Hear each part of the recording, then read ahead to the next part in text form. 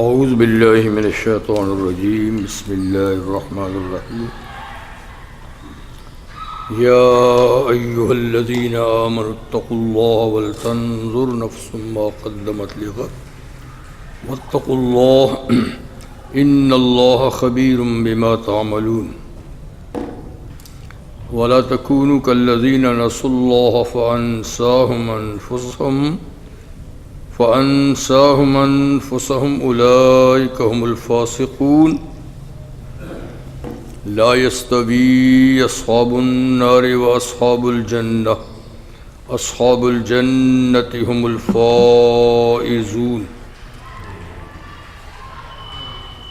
لو أنزلنا هذا القرآن على جبل لرأيته خاشعا متصدعا من خشية الله وَتِلْكَ الْأَمْثَالُ نَضْرِبُهَا لِلنَّاسِ لَعَلَّهُمْ يَتَفَكَّرُونَ هُوَ اللَّهُ الَّذِي لَا إِلَهَ إِلَّا هُوَ عَالِمُ الْغَيْبِ وَالشَّهَادَةِ هُوَ الرَّحْمَنُ الرَّحِيمُ هُوَ اللَّهُ الَّذِي لَا إِلَهَ إِلَّا هُوَ الملك القدوس السلام المؤمن المهيمن العزيز الجبار المتكبر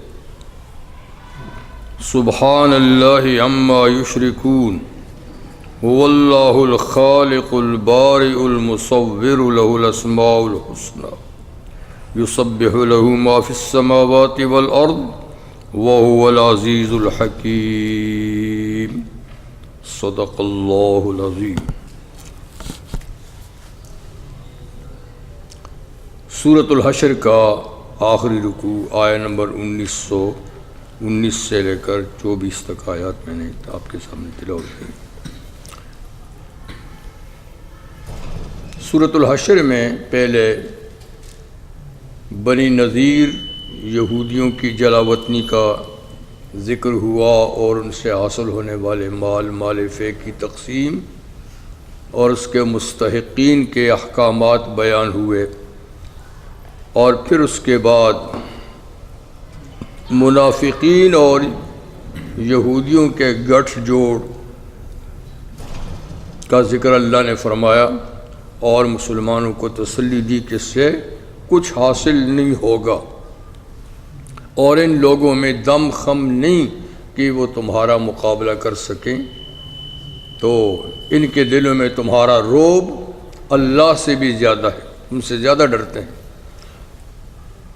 آخر میں فرمایا تھا کہ ان کی مثال شیطان جیسی ہے جو انسان کو غلط رستے پہ لگانے کے بعد کہتا ہے کہ تو جان تیرا کام جانے، اور پھر چلا جاتا ہے، ہٹ جاتا ہے، یعنی بے یار و مددگار چھوڑ کر۔ تو ان کا حال بھی ایسا ہی ہے۔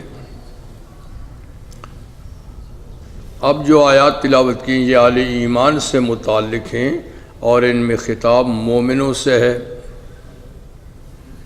کہ ان لوگوں کا رویہ، یہود و نصارہ ہیں یا منافق ہیں یا جو ہیں، وہ تو سامنے آ گیا کہ ان کے سامنے صرف دنیا ہی دنیا ہے اور آخرت پر ان لوگوں کا یقین نہیں۔ اگر کسی کا کوئی یقین ہے تو وہ صحیح نہیں، جیسے یہود و نصارہ آخرت کو تو مانتے ہیں لیکن ان کا ماننا صحیح نہیں، اللہ کے ہاں قابل قبول نہیں، اور منافقین کا معاملہ تو ہے ہی الٹا۔ تو یہاں اہل ایمان سے کہا گیا ہے کہ خبردار، تمہیں آخرت کی فکر کرنی چاہیے، انہیں دنیا کی فکر ہے تو تمہیں آخرت کی فکر کرنی چاہیے۔ یا ایھا الذین آمنوا اتقوا اللہ، اے ایمان والو اللہ سے ڈرو، اور ولتنظر نفس ما قدمت لغد، چاہیے کہ ہر آدمی دیکھے اس نے کل کے لیے کیا آگے بھیجا ہے، کل جہاں پر جانا ہے، کل جہاں جانا ہے اس نے وہاں کے لیے کیا بھیجا ہے، اس کو آج ہی دیکھ لینا چاہیے۔ واتقوا اللہ، پھر کہا کہ اللہ سے ڈرو۔ تو اس آیت میں 2 دفعہ اللہ سے ڈرنے کا کہا، پہلے بھی واتقوا اللہ، دوسری دفعہ پھر واتقوا اللہ۔ تو اہل علم کہتے ہیں کہ واتقوا اللہ جو پہلا ہے اس کا معنی یہ ہے کہ اللہ سے ڈرو جی، اور اللہ سے ڈر کر اس کی نافرمانی سے بچو. اور دوسرے واتقوا اللہ کا مطلب ہے کہ اللہ سے ڈرو اور جو عمل کرتے ہو اس کو دیکھو وہ آگے قبول بھی ہوں گے کہ نہیں. کہیں وہ ریاکاری کے عمل تو نہیں ہے، دکھاوے کے تو نہیں ہیں، سنانے کے لیے تو نہیں کیے ہیں، اس کی رضا کے لیے کیے ہیں اور ٹھیک عمل کیے ہیں. تو ایک تقوی سے مراد ہے گناہوں سے بچنا، دوسرے تقوی کا معنی ہے نیک عمل کرنا اور ان کا قابل قبول ہونا. بہرحال 2 دفعہ اللہ تعالی نے فرمایا اتقوا اللہ، اللہ سے ڈرو. اور یہ قرآن حکیم میں بار بار بتکرار اتقوا اللہ اتقوا اللہ اتقوا اللہ آتا رہتا ہے، اس لیے کہ بجائے اس کے کہ زیادہ قوانین ذکر کیے جائیں، قانون پہ عمل درآمد ہونا چاہیے. آج دنیا میں قانون کتنے ہیں، لائبریریوں کی لائبریریاں بھری ہوئی ہیں، کتابوں کی کتابیں ہیں، پر عمل پیرا نہیں ہوتے لوگ.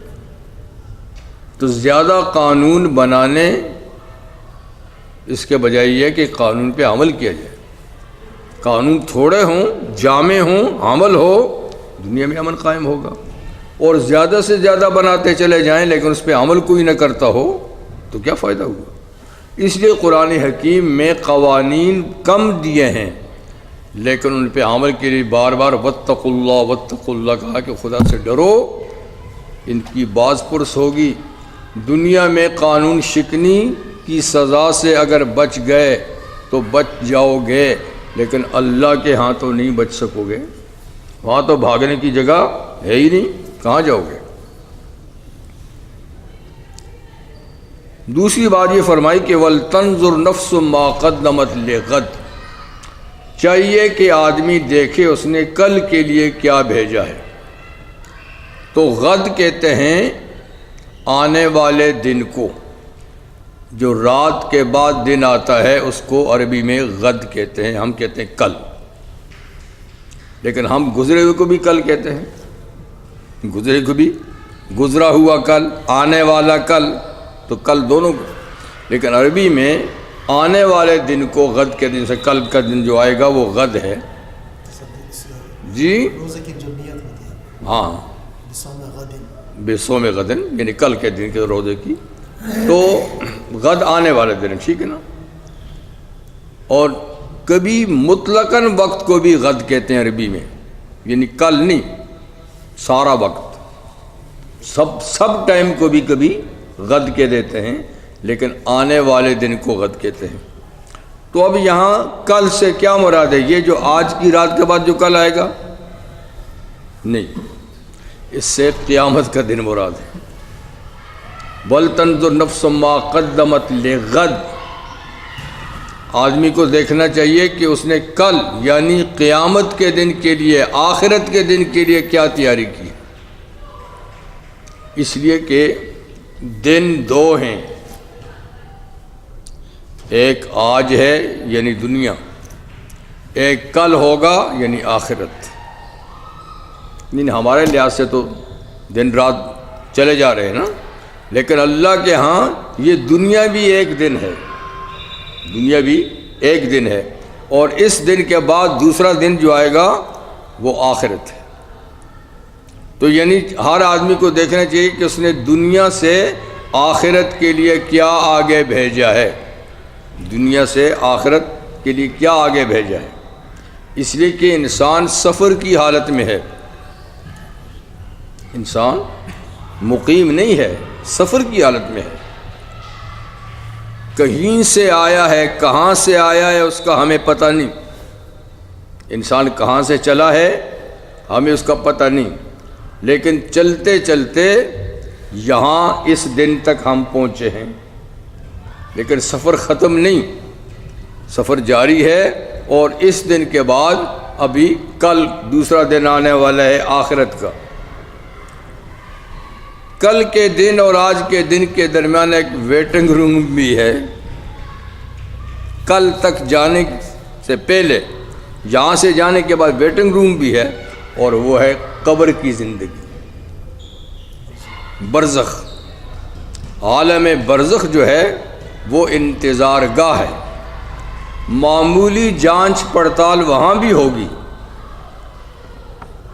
جیسے ویٹنگ روم میں بیٹھتے ہیں تو وہاں بھی پاسپورٹ وغیرہ چیک کرتے ہیں نا، ہاں بھائی ٹھیک ہے، اب جانے پھر آگے اصل چیکنگ تو آگے ہوگی، لیکن یہاں بھی تھوڑی سی ہوتی ہے، تو وہاں بھی چیکنگ ہوگی مرنے کے بعد، لیکن اصل حساب کتاب جو ہے وہ آخرت میں شروع ہوگا۔ تو بہرحال ہم سفر میں ہیں اور منزل آگے ہے۔ یہ جو قبروں پہ لکھتے ہیں نا آخری منزل آخری آرام گاہ، یہ غلط بات ہے بھائی، کوئی پتہ نہیں ہے آرام گاہ ہے بھی کہ نہیں، اندر کیا ہو رہا ہے تمہیں کیا پتہ ہے، اندر آرام ہو رہا ہے بیچارے کو یا کیا ہو رہا ہے، آپ نے اوپر لکھ لیا کتبہ آخری آرام گاہ، پھر آخری بھی نہیں ہے، ویٹنگ روم ہے، آخر تو آگے آگے چل کے آئے گی۔ تو کل کے لیے کیا بھیجا ہے، یعنی دنیا میں جب آپ سفر پہ ہوتے تھے اور کل کہیں جانا ہوتا تھا تو اس کے لیے تو تم تیاری کرتے تھے، فرض کریں اس کے لیے زاد راہ کہ رستے میں منزل تک جانے کے لیے جو اخراجات ہوں گے وہ اپنے پاس پاسپورٹ، ویزا، کرنسی، جس ملک میں جانا ہے اس کے لیے، یہ ساری چیزیں ہوتی تھیں تب سفر کرتے تھے، یوں ہی اٹھ کے چلے نہیں جاتے تھے، پتہ تھا نا کہ آگے مشکلات ہوں گی، کوئی جانے ہی نہیں دے گا، یا بغیر اس کے ویزے پاسپورٹ کے جائیں گے تو پکڑے جائیں گے، ٹھیک ہے نا۔ تو دیکھو یہاں بھی تم نے جانا ہے، سفر پہ ہو، آگے کے لیے پاسپورٹ ویزے کی بھی ضرورت ہے اور کرنسی کی بھی ضرورت ہے۔ کرنسی نیک اعمال ہیں آخرت کی، آخرت کی کرنسی کیا ہے؟ نیک اعمال، اور پاسپورٹ ایمان ہے، ایمان اخلاص، یہ آگے کا ویزا ہے، نہیں تو پکڑے جائیں گے، قبر ہی میں پکڑے جائیں گے، وہیں سے سزا شروع ہو جائے گی۔ تو ہر آدمی کو دیکھنا چاہیے کہ ما قدمت لغد، کل کے لیے سفر کے لیے اس نے کیا آگے بھیجا ہے، آگے بھیجا ہے، اس لیے کہ کہیں منزل کی طرف جانا ہوتا ہے تو پہلے بھی بھیجتے ہیں، کچھ سرمایہ آگے بھیجتے بھی ہیں، کچھ ساتھ رکھتے بھی ہیں، تو وہاں پھر ایکسچینج ہو جاتی ہے جا کر، اور ساتھ ہی کچھ نہیں رکھا، آگے بھی کچھ نہیں بھیجا تو ایکسچینج کیا ہوگا۔ رحمت عالم صلی اللہ علیہ وسلم تشریف فرما تھے تو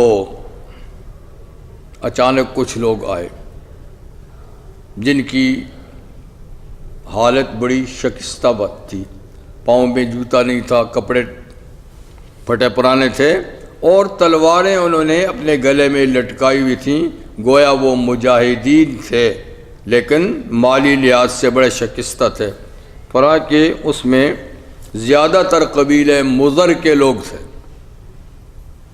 اور افلاس اور غربت چھائی ہوئی تھی۔ مسجد میں آئے، ان کو دیکھ کے نبی کریم علیہ السلام پریشان ہوئے، یعنی ان کی حالت دیکھ کر، جن کے بھوکے پیاسے بھی ہیں اور لباس بھی نہیں ہے، سب پریشان۔ گھر میں گئے، پھر باہر آئے، پھر گھر میں گئے، پھر باہر آئے، یعنی کوئی چیز ہو جو میں ان کے لیے لاؤں، لیکن کچھ نہیں تھا۔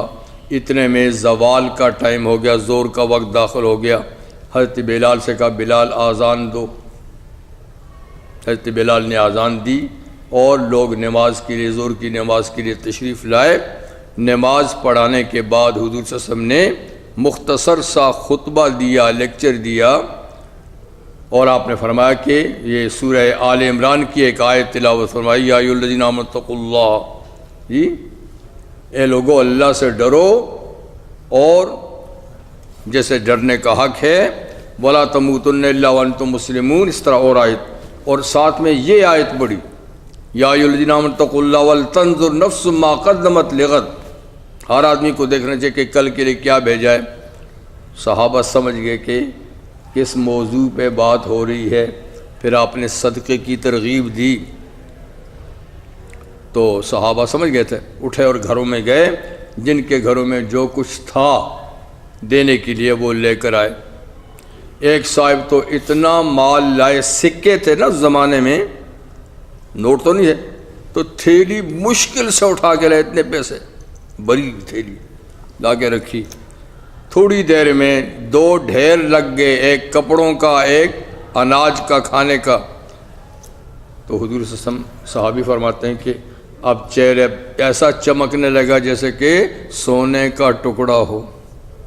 بڑے خوش ہوئے کہ ان لوگوں کی مالی مدد ہوئی، تو آپ نے ہمدردی کے موضوع پہ یعنی آیتیں پڑھیں، صحابہ سمجھے اور ہمدردی کا حق ادا کیا، آپ بڑے خوش ہوئے۔ تو خیر یہ تو یہ اسی ذکر کیا کہ یہ آیت اس وقت پڑھی تو لوگوں نے اس سے اثر لیا۔ آج ہمارے سامنے بھی یہ آیت پڑھی جاتی ہیں لیکن ہم کم ہی متاثر ہوتے ہیں۔ پہلی بات تو ہے کہ سمجھتے بھی نہیں ہیں کہ کیا پڑھا گیا، پھر سمجھتے ہیں تو بھی کئی باتیں سامنے آتی ہیں اور اس پہ عمل درآمد نہیں ہوتا۔ دوسری، امام ابن کثیر رحمہ اللہ نے امام طبرانی سے ایک حدیث نقل کی، جو حدیث اصل میں وہ خطبہ ہے حضرت ابو بکر صدیق رضی اللہ عنہ کا، تو وہ میں نے تھوڑا سا لکھ لیا تھا، تو میں نے کہا آپ کو وہ بھی سنا دوں گا کہ ابو بکر صدیق رضی اللہ تعالیٰ عنہ نے جو خطبہ ارشاد فرمایا وہ بھی ما قدمت لغد پر کچھ دلالت کرتا ہے اس آیت پر۔ وہ یہ کہ آپ نے فرمایا ایھا الناس، اے لوگو، ابو بکر نے فرمایا اے لوگو، اما تعلمون انکم تغدون وتروحون لاجر معلوم، تم جانتے نہیں ہو کہ تم صبح بھی کرتے ہو شام بھی کرتے ہو، تمہاری زندگی میں صبح بھی آتی ہے شام بھی آتی ہے، اور یہ صبح شام جو تمہاری آتی ہے لاجل معلوم، ایک معلوم وقت کے لیے یہ سلسلہ جاری ہے۔ یہ صبح شام ہوتے ہوتے ایک وقت معلوم، ایک اجل معلوم تک تم جا پہنچو گے، جہاں تمہاری صبح شام ختم ہو جائے گی، یا صبح ہی صبح شروع ہو جائے گی یا شام ہی شام رہ جائے گی۔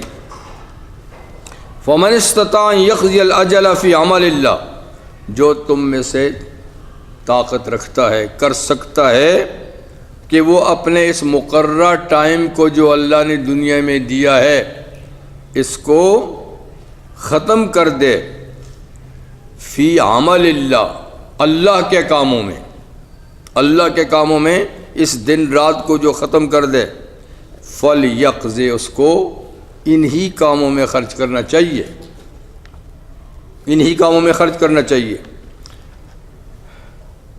وَإِن تَنَالُوا ذَلِكَ وَلَن تَزَالُوا ذَلِكَ إِلَّا بِاللَّهِ، لیکن تم یہ کام حاصل نہیں کر سکتے ہو اللہ کی توفیق کے بغیر۔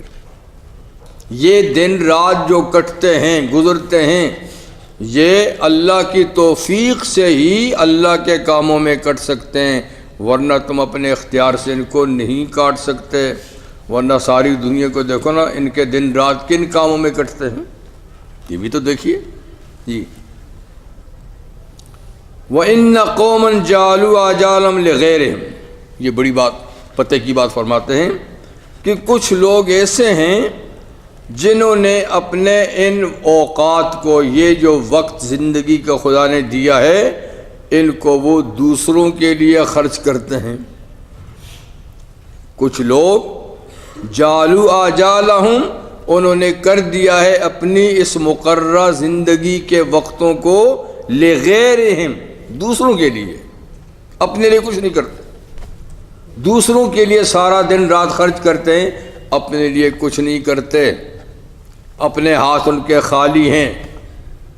تو دیکھنے کتنے ہی لوگ ہیں جو دوسروں کو بناتے چڑھاتے ہیں، اپنی فکر ہی نہیں ہے کہ ہم کس مرض کا علاج ہیں اور ہم نے کہاں جانا ہے، ہم سے کیا ہونا ہے، اپنے لیے کچھ نہیں، دن رات دوسروں کی تعریفیں، دن رات دوسروں کو اڑانے کی کوشش کرتے ہیں۔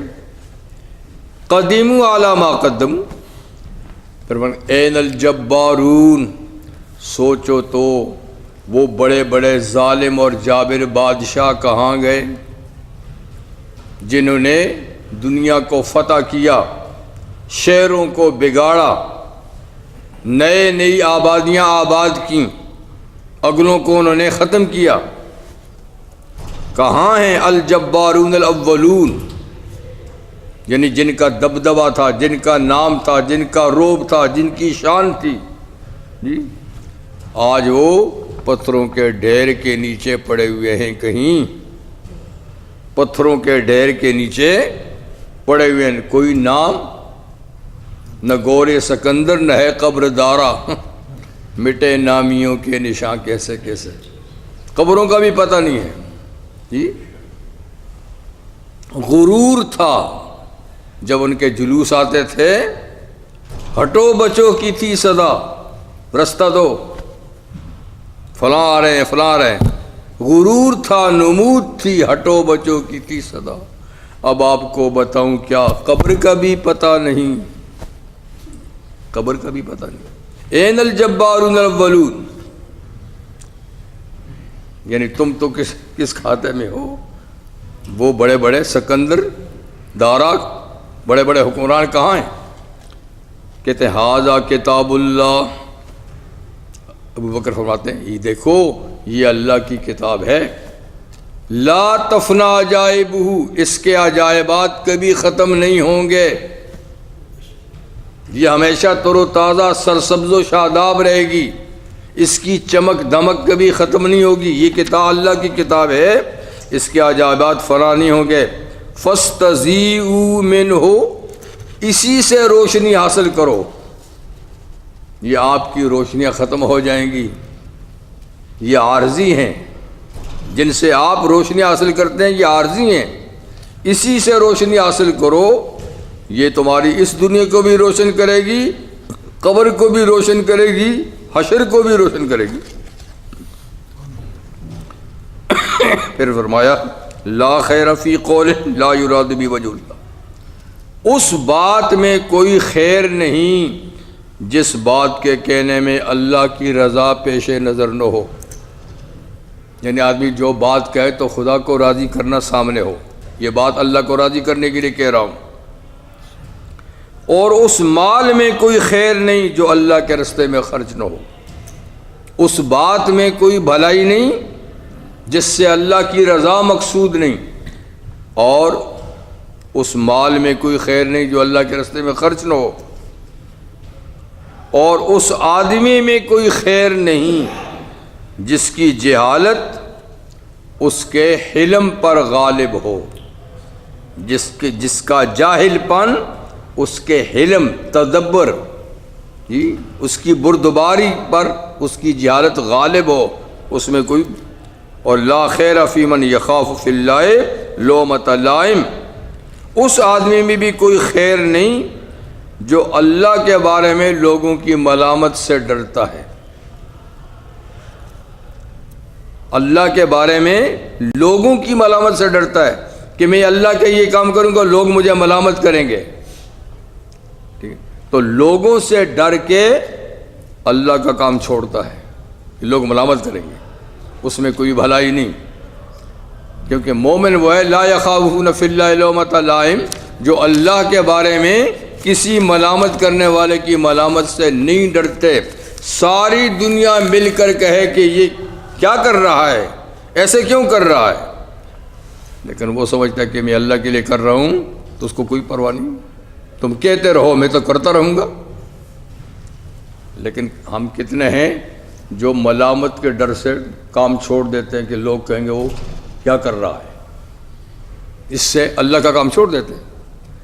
تو خیر آپ کے اس خطبے سے بھی اس آیت پہ یعنی روشنی پڑتی ہے، وہ کہتے ہیں کہ آدمی کو کل کے لیے سوچنا چاہیے، یہ سفر کبھی بھی ختم ہو جائے گا، اور کل ایک اور دنیا میں ایک اور ملک میں جائیں گے، اس کے لیے کرنسی تیار رکھنی چاہیے نیک اعمال کی، ورنہ پچھتاوا ہوگا۔ ولا تکونوا کالذین نسوا اللہ، اور ان لوگوں کی طرح مت ہو جاؤ جو اللہ کو بھول بیٹھے ہیں، جنہوں نے اللہ کو بھلا دیا ہے۔ فَأَنسَاهُمْ أَنفُسَهُمْ، تو اللہ نے ان سے ان کی جانوں کو بھلا دیا ہے۔ جب وہ اللہ کو بھول گئے تو اللہ نے خود ان سے ان کی جانیں بھلا دیں، ان کو اپنی فکر ہی نہیں ہے، اپنے آپ سے بے فکر ہیں، ہمارا کیا بنے گا، ہم نے کہاں جانا ہے، کوئی نہیں، اپنے بارے میں نہیں سوچتے، سارے جہاں کا جائزہ، اپنے جہاں سے بے خبر۔ اب کتنے بڑے بڑے عقلاء ہیں دنیا میں، جی سائنسدان ہیں، کتنے کتنے اکتشافات کرتے ہیں، دنیا سے راز کھولتے ہیں، دنیا کے فوائد معلوم کرتے ہیں، ہر چیز کا فائدہ یہ اس لیے ہے، یہ اس لیے ہے۔ بھائی تو خود کس مرض کی دوا ہے، تو خود کیسے آیا ہے دنیا میں، تو خود کہاں جائے گا؟ تو سارے جہاں کا جائزہ تو باہما علم و آگہی، یعنی علم میں کمی نہیں ہے، باہما علم و آگہی، حائر پستی بشر، سارے جہاں کا جائزہ، اپنے جہاں سے بے خبر۔ تو یہ فانساہم انفسہم کہ اللہ نے، وہ اللہ کو بھولے، اللہ نے خود ان کے نفسوں کو ان سے بھلا دیا کہ تم کس بیماری کا علاج ہو، تم کس مقصد کے لیے دنیا میں آئے ہو۔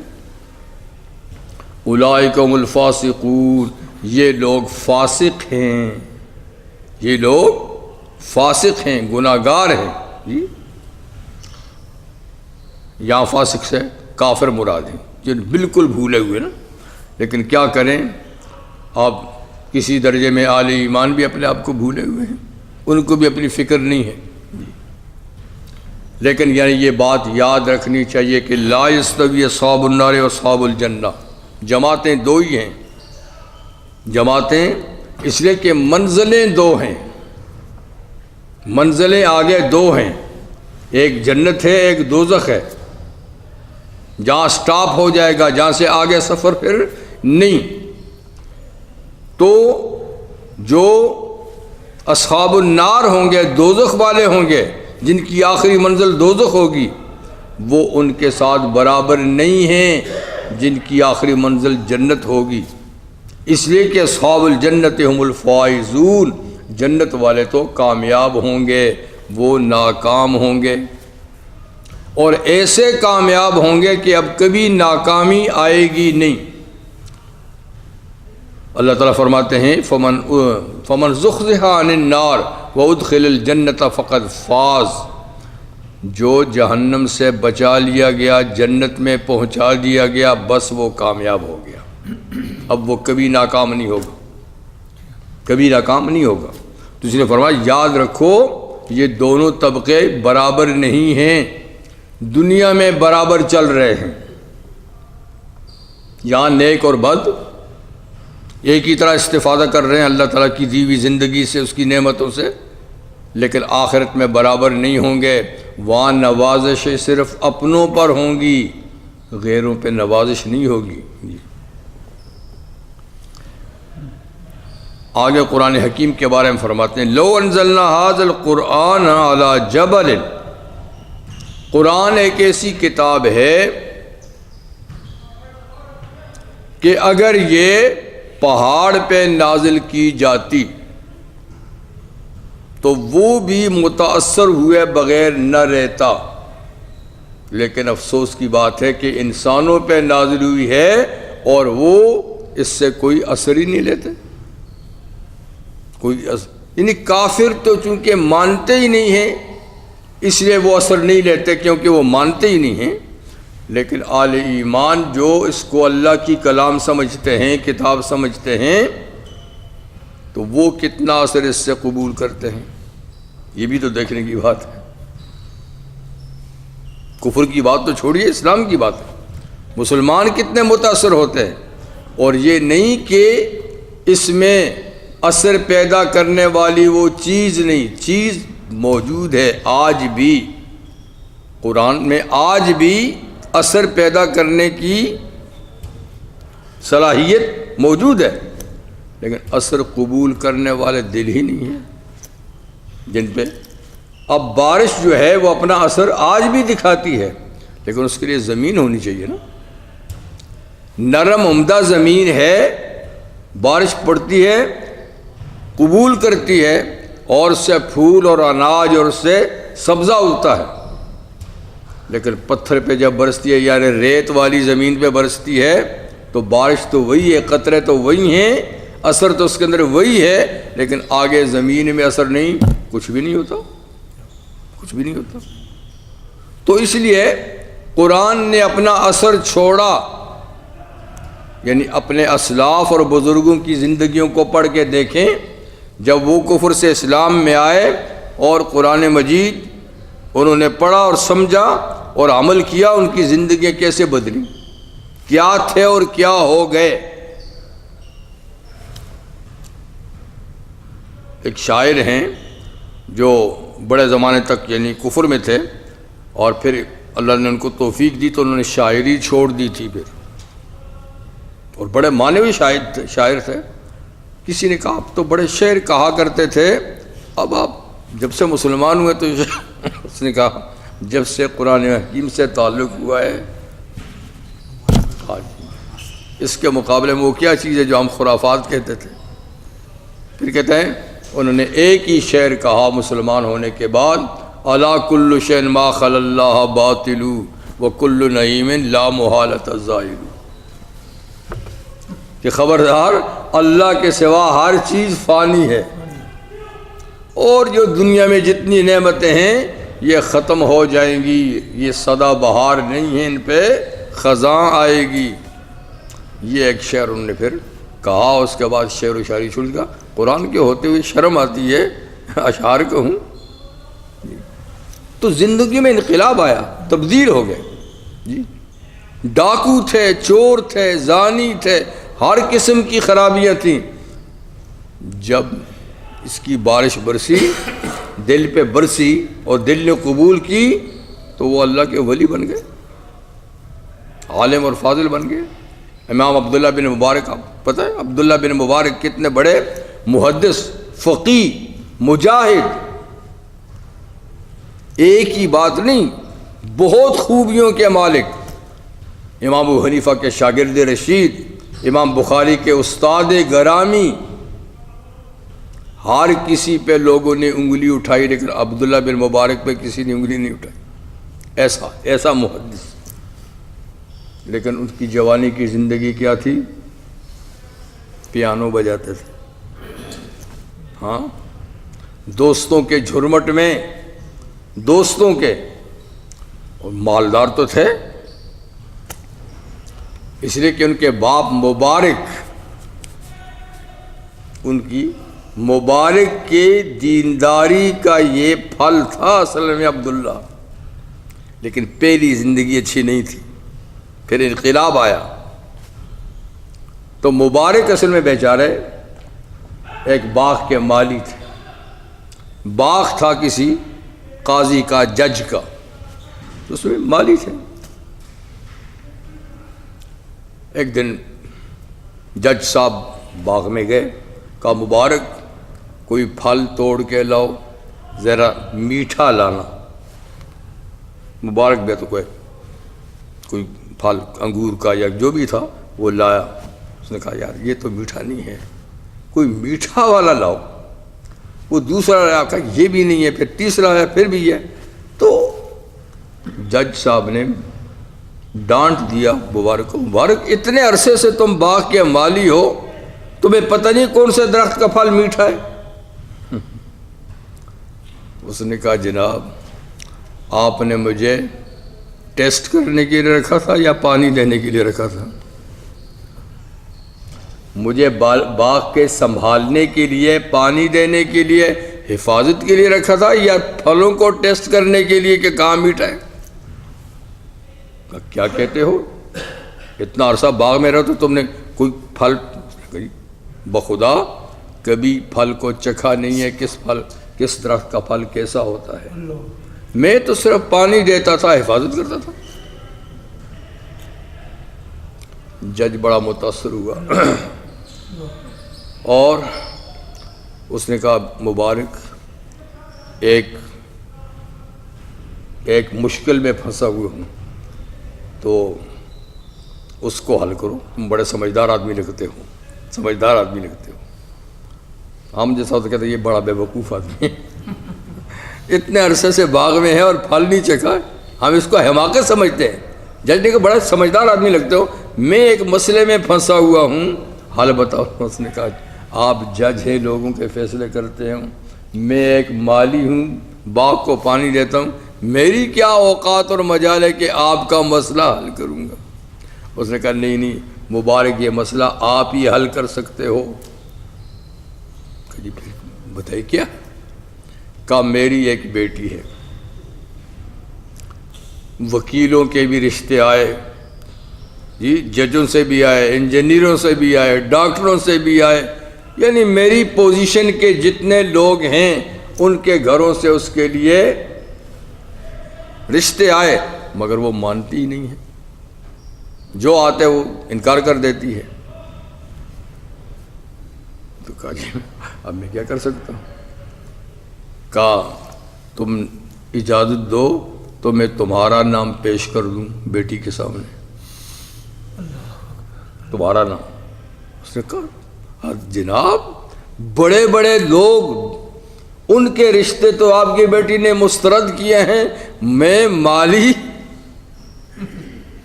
میرا رشتہ وہ قبول کرے گی؟ اس نے کہا بس تم اجازت دے دو، میں پیش کروں گا، مرضی تسی کی ہے۔ تو جج گیا، اس نے بیٹی سے کہا کہ بیٹی مبارک سے اگر تیری شادی کر دوں، اور وہ ایسا آدمی ہے، بتایا ہوگا نا کیسا؟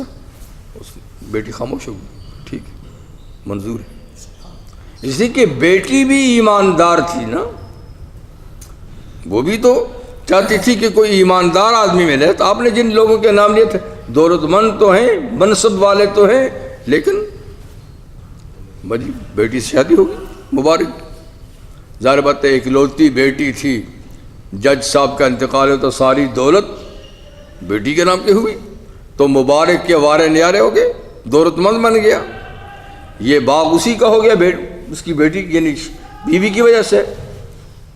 اور پھر خدا نے عبداللہ جیسا بیٹا دیا۔ اب عبداللہ جو شروع میں تھا تو بچوں کے ساتھ ظاہر بات ان کی، لیکن جب جوانی تک پہنچے تو بھی مال و دولت کی تو ریل پیل تھی جی، تو ان کی زندگی عیاشیوں کی، کیونکہ سب جج کے دوستوں کے بیٹوں کے ساتھ۔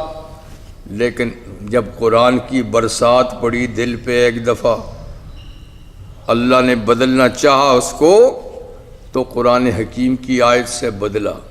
ایک دفعہ باغ میں بیٹھا ہوا ہے، دوستوں کے وہ بھی آئیں گے، گپ شپ ہوگی، شراب نوشی ہوگی، فلاں ہوگا، یہ ہوگا، جو بھی ہوگا، اور وہ ستار بجا رہا ہے، تارے بجتی نہیں ہے، وہ ٹھیک بھی کر سکتے تھے، وہ ٹھیک کر رہا ہے تو اچانک اسی ستار سے قرآن کی آیت کی آواز آنے لگی جو پیچھے سورت گزری، سورہ الحدید، الم یان للذین آمنوا ان تخشع قلوبہم لذکر اللہ، کیا مومنوں پر وہ وقت نہیں آیا کہ ان کے دل خدا کی یاد سے ڈر جائیں؟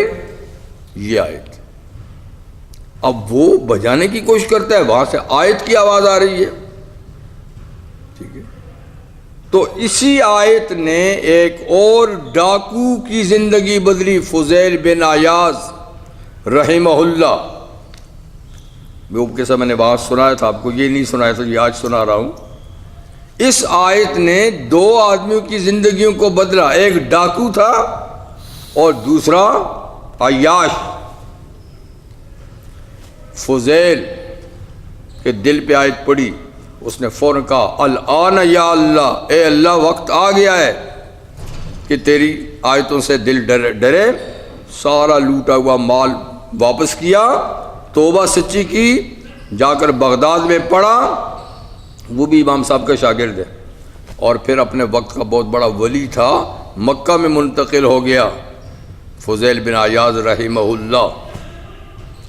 اور یہ بھی وہاں سے تاروں سے آواز آئی، پھر انہوں نے کہا یہ تو کام ختم ہو گیا ہے، ادھر توڑا پھوڑا، دوستوں سے دوستی کاٹی، اور جا کر دیکھیں یہ جوانی کی بات ہے، بچہ نہیں ہے، جا کر علم پڑھا، بہت بڑے محدث بنے، مجاہد بنے، اور دنیا میں ان کا بڑا نام ہوا۔ اب ایمانداری کا حال یہ ہے کہ ایک محاذ پہ جہاد ہو رہا ہے، عبداللہ بن مبارک اتنے بڑے محدث ہو کر بھی مجاہدین کے ساتھ شریک ہیں، وطن سے کافی دور۔ کوئی خط وط لکھنا تھا، کسی سے قلم مانگا، ساتھی سے، اس نے قلم دیا، اس نے لکھا تو بھول کر وہ قلم جیب میں ڈال دیا اس کو دینے کے بجائے۔ جنگ ختم ہوئی تو واپس اپنے شہر میں آئے، رے کے تھے یہ، پتہ نہیں کتنے دور تھے وہاں سے یہاں آئے، اس زمانے میں سواریاں بھی تو یہ نہیں تھی نا، کیسے آئے، گھوڑے پہ آئے، گدھے پہ آئے، یہاں آئے تو دیکھا اوہ قلم ہے فلانے آدمی کا، اسی وقت اسی سواری پہ جس پہ آئے تھے بیٹھے، پھر سفر کیا، پھر محاذ پہ گئے اور جا کر اس آدمی کو اس کا قلم پیش کیا کہ بھائی یہ غلطی سے میرے ساتھ چلا گیا تھا، حالانکہ یہ کوئی بہت بڑی قیمتی چیز تو نہیں تھی۔ یہ ایمانداری کی بات ہے۔ تو بہرحال میں یہ کہہ رہا ہوں کہ قرآن میں عصر کی پوزیشن ہے، آگے زمین بھی تو ہونی چاہیے نا، زمین بھی تو ہونی چاہیے نا جی، لیکن آج ہماری زمینیں کیا ہیں؟ تو اللہ فرماتے ہیں کہ اگر میں یہ قرآن ان تمہارے بجائے کسی پہاڑ پہ نازل کرتا، کسی پہاڑ پر، دنیا میں 6670 پہاڑ ہیں، کتنے ہیں؟ 6670 پہاڑ، چھوٹے بڑے، اور پہاڑ اپنی مضبوطی میں ایک مثال ہوتے ہیں، میں فلانا تو پہاڑ کی طرح ہے، یعنی بڑی سخت چیز ہے، چاہے وہ پتھروں کا پہاڑ ہو یا مٹی کا پہاڑ ہو، لیکن پہاڑ پہاڑ ہے۔ تو اللہ فرماتے ہیں پہاڑ جیسی مضبوط چیز پر بھی میں قرآن نازل کرتا، اور جو عقل و شعور تم کو دیا ہے وہ اس کو دیتا تو وہ اس کو برداشت نہ کر سکتا، اور تم تو بڑے پہاڑ سے بھی سخت نکلے، اتنے کمزور انسان، خلق الانسان ضعیفا، یوں بیچارہ اتنا کمزور ہے کہ کانٹا چبھ جائے تو ہاں چیخ نکل جائے، کمزور اتنا ہے، لیکن اثر دل اتنا مضبوط ہے کہ قرآن سے بھی متاثر نہیں ہوتا۔ جسم اتنا کمزور ہے، سوئی چبھا دو تو پھڑک اٹھے۔ تو فرمایا کہ یہی عقل اور شعور اور سمجھ پہاڑ کو دیکھ کر میں قرآن اس پہ نازل کرتا، لَرَأَيْتَهُ خَاشِعًا مُتَصَدِّعًا، تو تو دیکھنے والے دیکھتا وہ عاجز ہو کر ٹکڑے ٹکڑے ہو جاتا، من خشیت اللہ، اللہ کے ڈر سے، اس خوف سے کہ میں نے اس پہ عمل نہ کیا تو آگے سخت سزا ملے گی، پھٹ جاتا پہاڑ۔ وَتِلْكَ الْأَمْثَالُ نَضْرِبُهَا لِلنَّاسِ، یہ مثالیں ہیں ہم بیان کرتے ہیں لوگوں کے لیے، لَعَلَّهُمْ يَتَفَكَّرُونَ، تاکہ وہ اس میں غور و فکر کریں۔ لیکن کون ہے آج جو غور و فکر کرے؟ کوئی نہیں۔ اس کے بعد اللہ تعالیٰ اپنے اسماء حسنہ کا بیان کرتے ہیں۔ ابھی اللہ تعالیٰ نے اپنی پوری نعمتیں ذکر کی، اب اپنی ذات کے بارے میں کہ میں کون ہوں، میری صفات کیا ہیں۔ هو اللہ الذی لا الہ الا هو، اللہ وہ ذات ہے کہ اس کے سوا کوئی لائق عبادت نہیں۔ عالم الغیب والشہادہ، وہ پوشیدہ اور ظاہر سب کو جانتا ہے، یعنی جو چیزیں تم سے پوشیدہ ہیں ان کو بھی جانتا ہے، اور جو تمہیں معلوم ہے وہ ان کو بھی جانتا ہے، ورنہ اللہ کے لیے کوئی بات غیب نہیں، اللہ کے لیے سب حاضر ہے۔ غیب ہمارے لحاظ سے ہے، مخلوق کے لحاظ سے۔ هو الرحمن الرحیم، اتنا کچھ جاننے کے باوجود کہ کوئی چیز اس سے پوشیدہ نہیں، یعلم ما توسوس بہ نفسہ، دل میں جو خیال آتا ہے تمہارا اللہ وہ بھی جانتا ہے، خیال، لیکن پکڑ دھکڑ پھر بھی نہیں کرتا، کیونکہ هو الرحمن الرحیم، وہ بہت مہربان اور رحم والا ہے، بہت غلطیاں جانتا ہے تمہاری لیکن کچھ نہیں کہتا، کچھ نہیں کہتا۔ رحمان اور رحیم بھی اس کی صفت ہے۔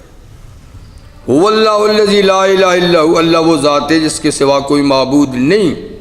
هو الملک، بادشاہ وہی ہے، کنگ وہی ہے، باقی تو نام کے کنگ ہیں بیچارے، باقی تو نام کے ہیں، اصل کنگ وہ ہے کہ چیزیں بنائی بھی اس نے ہیں، وہ مالک کے صحیح معنی میں، ملک کا معنی مالک کے صحیح معنی میں کہ بنائی اس نے ہے۔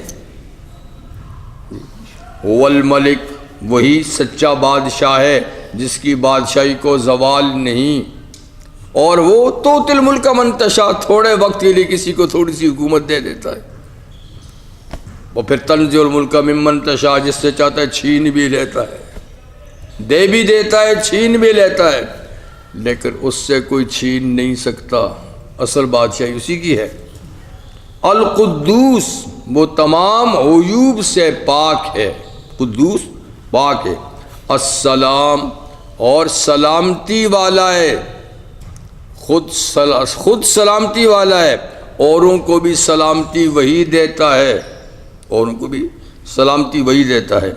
المؤمن، وہ امن دینے والا ہے، دنیا میں کسی کو امن حاصل ہے تو خدا کا دیا ہوا امن ہے، وہ اپنا امن ہٹا دے کچھ بھی نہیں رہے گا جی۔ مومن، مومن کا معنی جو ہماری صفت ہو تو ایمان، اللہ کی صفت ہو امن دینے والا۔ المہیمن، اور محافظ بھی ہے، حفاظت کرنے والا بھی ہے، امن اور حفاظت قریب قریب مانے۔ العزیز، وہ عزت والا ہے، غلبے والا ہے، اس پہ کوئی ذات غالب نہیں۔ الجبار، اور وہ جبار ہے، یعنی وہ ہر کسی کا نقصان پورا کرتا ہے۔ جبار کا ایک معنی ہوتا ہے نقصان، اسی سے جبیرہ ہے نا، وہ جو پٹی باندھتے ہیں اوپر جبیرہ، نقصان، تو نقصان کی تلافی کو بھی جبر کہتے ہیں، ٹھیک ہے نا، اور جبر ظلم کو بھی کہتے ہیں، فلانا بڑا جبار ہے، بڑا ظالم ہے جی۔ اور جبار ہے وہ ٹوٹی ہوئی چیزوں کو جوڑتا ہے، نقصان پورا کرتا ہے جی۔ تو اللہ تعالیٰ جبار ہیں، یعنی ہر کسی کا کمی پوری کرنے والے ہیں۔ المتکبر، اور بڑا بھی وہی ہے، باقی تو نام کے بڑے ہیں، اصل میں بڑائی وَلَهُ الْكِبْرِيَاءُ، بڑائی اللہ ہی کا حق ہے، اسی کی خاص صفت ہے۔ اسے فرمایا کہ بڑائی میری چادر ہے، عظمت میری وہ چادر ہے۔ دو کپڑے ہوتے تھے پہلے زمانے میں، ایک باندھتے تھے تہبند، ایک اوپر، تو کبریائی میری چادر ہے، عظمت میری ردا ہے۔ یہ یعنی مطلب لنگی کہتے ہیں، یہ مختلف کہتے ہیں نا، مطلب کہ میرا لباس ہوتا تو یہ دو صفتیں ہوتی۔ اب کوئی عظمت کا کہے کہ میں عظیم ہوں، میں بڑا ہوں، تو وہ میرے لباس کو مجھ سے چھیننا چاہتا ہے، جو مجھ سے چھیننا چاہے گا میں الٹا اس کو جہنم میں داخل کر دوں گا۔ اسی لیے اقبال نے کہا نا، غرور و تکبر تیری چیز ہے، غرور و تکبر تیری چیز ہے، فقط عاجزی ایک میری چیز ہے۔ یعنی کئی صفات اللہ نے بندوں کو اپنی دی ہے نا، سننے کی صفت تھوڑی سی دی ہے، دیکھنے کی دی ہے، ٹھیک ہے نا، قدرت دی ہے، کچھ صفات تھوڑا سا عکس دیا ہے، لیکن فرمایا غرور اور تکبر میں نے کسی کو نہیں دیا ہے، یہ خاص میری صفت ہے۔ اور تمہاری خاص صفت تواضع، عاجزی۔ المتکبر، سبحان اللہ، اللہ پاک ہے ہر عیب سے، اما، اللہ پاک ہے اما یشرکون، ان سے جن کو یہ خدا کا شریک ٹھہراتے ہیں۔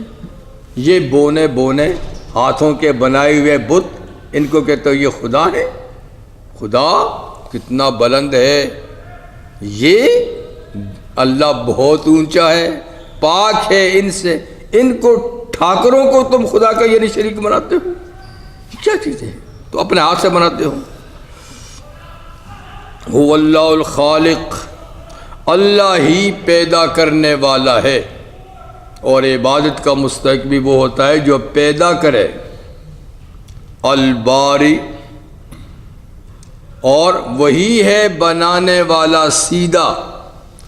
خالق پیدا کرنے والا، باری کا معنی کو بالکل ٹھیک طریقے سے پھر بنانے والا، کاٹ چھانٹ کر ہر چیز کو مناسب طریقے سے۔ المصور، اور وہی تصویر بنانے والا ہے، اور کوئی مصور نہیں ہے۔ یصورکم فی الارحام ما یشاء، ماں کے پیٹ میں جیسی چاہتا ہے تمہاری تصویر بناتا ہے۔ تو تصویر بنانا اللہ کی صفت ہے، اسے فرمایا جو تصویر بناتے ہیں ان کو سخت ترین عذاب کا سامنا کرنا پڑے گا قیامت کے دن۔ اللہ کہیں گے یہ تصویر تو نے بنائی ہے میری مخلوق کی، اب اس میں روح بھی تو ڈالنا، اس میں روح بھی تو ڈالنا۔ تو بہرحال یہ گناہ ہے۔ تو مصور صرف اللہ کی ذات ہے۔ لہ الاسماء الحسنی، اور اسی کے اچھے اچھے نام ہیں، یعنی یہی نام نہیں جو یہاں ذکر کیے، اور بھی بہت سارے نام ہیں جو اس کی صفات کا اظہار کرتے ہیں، اچھے اچھے نام ہیں۔ اور اللہ کی ذات یہ کہ یسبح لہ ما فی السماوات والارض، جو کچھ آسمانوں میں ہے جو کچھ زمین میں ہے سب اس کی تسبیح بیان کرتے ہیں، سب اس کی تسبیح۔ فرشتے ہیں آسمانوں میں اور زمین میں، یہ ساری کائنات کی چیزیں اللہ کی تسبیح بیان کرتے ہیں، سبحان اللہ سبحان اللہ، اپنی اپنی زبان میں۔ ہم ان کی زبان نہیں سمجھتے، سنتے بھی نہیں ہیں۔ اب پتھر بول رہا تو ہمیں کیا پتہ ہے، پہاڑ بول رہا تو ہمیں کیا پتہ ہے؟ کچھ چیزوں کی آوازیں سنتے ہیں، سمجھتے نہیں کہ کیا تسبیح بڑھتے ہیں، لیکن یہ سب تسبیح خواہ ہیں۔ وَهُوَ الْعَزِيزُ الْحَكِيمُ، اور اللہ غالب ہے ساری قوتوں پر اور حکیم ہے، کوئی کام اس کا حکمت سے خالی نہیں۔ تمہاری سمجھ میں بات آئے نہ آئے، جو کچھ اللہ نے کیا ہے وہ سب حکمت پر مبنی ہے اور ٹھیک کیا ہے۔ یہ تھی سورہ حشر کی آخری آیتیں۔ حدیث میں ہے کہ یہ 3 آیتیں آخری اگر آدمی دن کے وقت 3 دفعہ اعوذ باللہ من الشیطان الرجیم پڑھ کر یہ 3 آیتیں 3 دفعہ پڑھے، اللہ 70,000 فرشتے مقرر کرتے ہیں، اس کے لیے دعا کرتے رہتے ہیں شام تک۔ اور رات کو اگر 3 دفعہ یہ پڑھ لے تو صبح تک اتنے فرشتے اس کے لیے دعا کرتے رہتے ہیں۔ تو یہ 3 آیتیں پڑھ لیا کرے، رات کو بھی صبح بھی 3 دفعہ اعوذ باللہ پڑھ کر، تاکہ اتنے فرشتے استغفار اور دعا کریں۔ سبحانک اللہم وبحمدک اشہد ان لا الہ الا انت استغفرک واتوب الیک۔